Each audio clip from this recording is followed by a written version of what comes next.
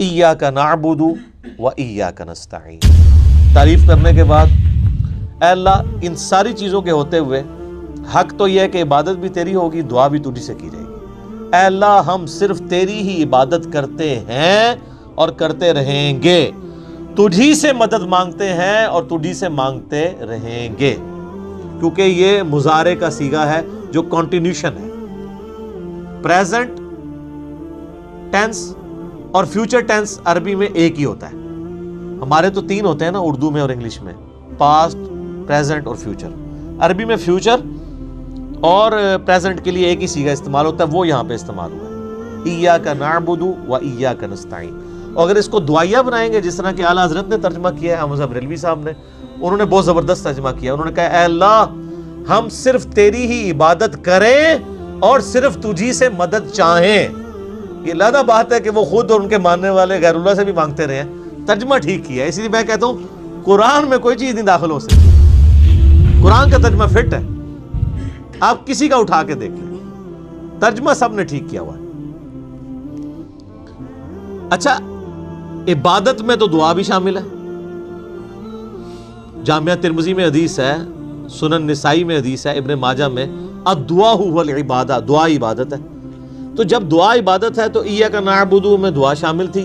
یہ پھر ایاک نستعین کیوں آیا؟ اس لیے کہ سب سے سینسٹیو ایشو ہی دعا کا ہے، غیر اللہ کو مدد کے لیے پکارنے کا.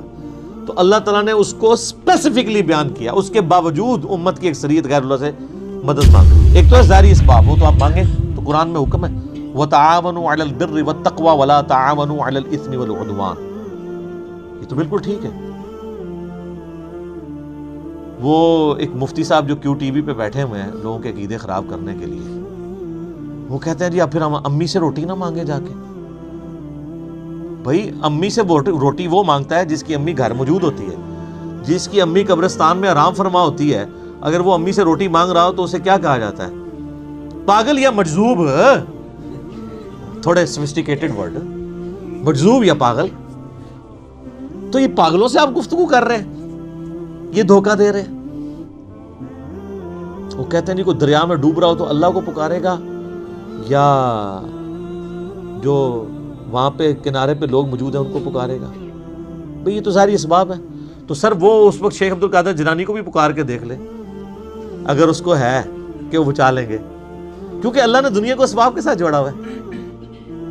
ان کو اگر اپنے بزرگوں پہ اتنا مان ہے تو یہ پھر دریا میں چھلانگ مارے نا اور پکارے بزرگوں کو.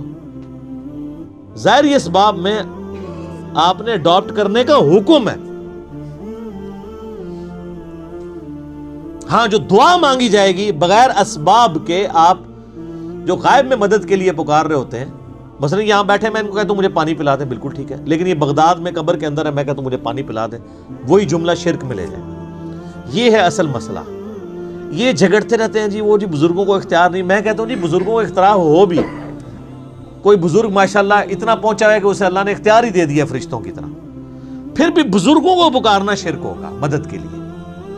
ویسے آپ نے محبت میں پکارنا ہے، آپ ضرور پکاریں، مدد کے لیے نہیں، ویسے اپنی محبت کا اظہار کریں. لبیک یا رسول اللہ کہیں، لبیک یا حسین کہیں، بالکل ٹھیک ہے، آپ محبت کا اظہار کریں. المدد نہیں. بارش کون برساتا ہے؟ اللہ. ڈیوٹی کس کی ہے؟ تو بارش فرشتوں سے مانگی جائے گی یا اللہ سے؟ اچھا اگر کوئی فرشتوں سے مانگ لے کہ یار خیر اللہ نے ڈیوٹی لگائی ہے، سر وہ مشرک ہو جائے گا. اور یہ قرآن میں لکھا ہوا ہے. آپ پارہ نمبر 20 کھول لیں اگر کسی کو توفیق ہو. میں نے کئی بار سنا ہے، میں ایک جگہ بیٹھا ہوا تھا، وہاں پہ ایک شیعہ ذاکر بھی تھے. اب مجھے 2-3 دن پہلے، شیعہ عالم تھے بلکہ ذاکر نہیں تھے، 2-3 دن پہلے پتہ چلا ہے وہ فوت بھی ہو گئے. بہت علمی آدمی تھے، اللہ تعالیٰ ان کی مغفرت کرے.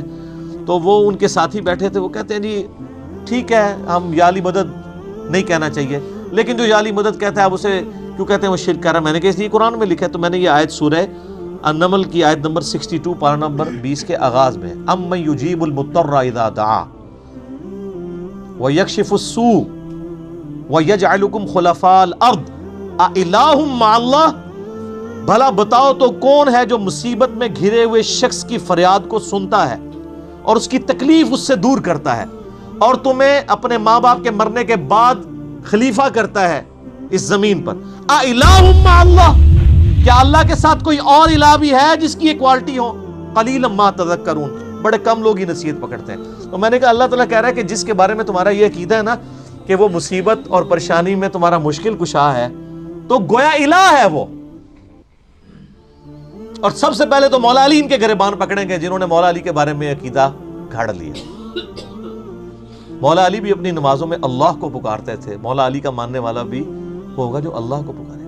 پھر بڑے بڑے دھوکے ہیں جی، وہ کہتے ہیں جی غیر اللہ سے مدد کہتے ہیں حرام ہے۔ اور کون کہتا ہے غیر اللہ سے مدد حرام ہے؟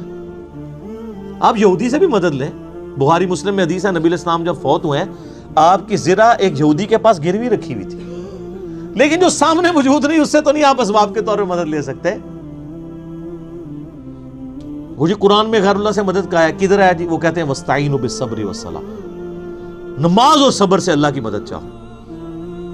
تو وہ مدد تو اللہ کی چاہ رہے ہیں، یا یہ کہہ رہے ہیں کہ المدد یا نماز میری مشکل کشا، المدد یا صبر مشکل کشا۔ آگے نہیں پڑھتے ان اللہ مع الصابرین، صبر کرنے والوں کے ساتھ اللہ ہوگا۔ وہ کہتے ہیں جی حضرت عیسیٰ علیہ السلام نے کہا تھا من انصاری اللہ، کون ہے جو اللہ کے لیے میرا مشکل کشا بنے؟ وہ تو ظاہری اسباب میں، ہمارے نبی علیہ السلام کے بھی صحابہ آپ کے جو ساتھی تھے وہ آپ کے اسباب میں آپ کے مشکل کشا تھے، لیکن وہ والا مشکل کشا نہیں کہ جو آپ وہ سمجھ رہے ہیں۔ ورنہ اگر نبی کا مشکل کشا صحابہ اکرام تھے تو پھر تو ان کا مرتبہ اوپر ہو گیا۔ تو وہ صرف صحابہ مشکل کشا نہیں تھے، وہ یہودی جس نے نبی علیہ السلام کی زرہ گروی رکھ کے آپ کو کچھ دیا تھا وہ بھی مشکل کشا ہے۔ اور سب سے بڑا مشکل کشا سورج ہے۔ سورج اگر ختم ہو جائے تو زمین پہ نہ نباتات اپنا اگ سکتی ہیں، نہ حیوانات ان نباتات کو کھائیں گے، سب کچھ ختم ہو جائے گا۔ دنیا میں ہواؤں کا چلنا، موسموں کا بدلنا، یہ سب کچھ سورج کی وجہ سے ہے۔ تو کوئی کہتا ہے المدد یا سورج،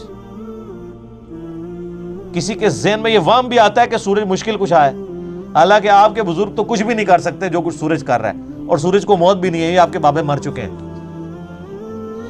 تو کہیں نا المدد یا سورج، کہیں گے نہیں جی سورج کا کیا کمال ہے، وہ تو اللہ نے اس کی ڈیوٹی لگائی ہوئی ہے، تو ہم اس کو کیوں پکارے، ہم اللہ کو کیوں نہ پکارے؟ تو بابوں کی بھی اگر ڈیوٹی لگی ہوئی ہے تو بابوں کو نہ پکارو، ویسے ڈیوٹی کو نہیں لگی ہوئی۔ اگر لگی بھی ہو for the sake of argument, تمہاری جعلی جو دلائل ہیں اس پہ ایگری کرتے ہوئے، پھر بھی ان کو نہیں آپ پکارو گے، شرک ہو جائے گا اور ناقابل معافی جرم ہو جائے گا۔ یہ اتنے سارے انہوں نے دھوکے دیے ہوئے ہیں، اور زیادہ تر ظاہری اسباب کے ذریعے دے رہے ہوتے ہیں۔